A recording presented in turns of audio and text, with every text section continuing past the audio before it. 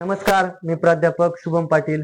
Amarjyoti foundation आणि world Harpic toilet college यांच्या अंतर्गत आपण लातूर शहरातील जे स्वच्छता कर्मचारी आहेत या कर्मचाऱ्यांसाठी आपण 2 दिवसाचं प्रशिक्षण शिबिर आयोजित केलं होतं. या प्रशिक्षणात त्यांना स्वच्छतेबद्दलची माहिती, इतर सर्व गोष्टींच्या माहिती आम्ही त्यांना दिलेली आहे.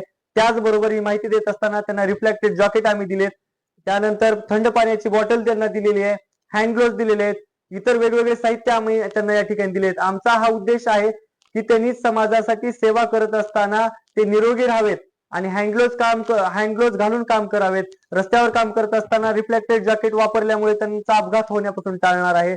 असे आमच्या संकल्पनेतून एक समाजाचं देणं लागते म्हणून समाजासाठी हा आम्ही उपक्रम राबवलेला आहे. 2 दिवस त्यांना प्रशिक्षण दिले.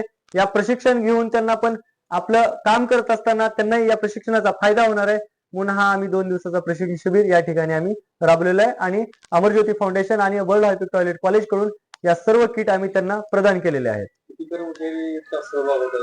आजच्या या प्रशिक्षणात टोटल 304 कर्मचारी उपस्थित होते.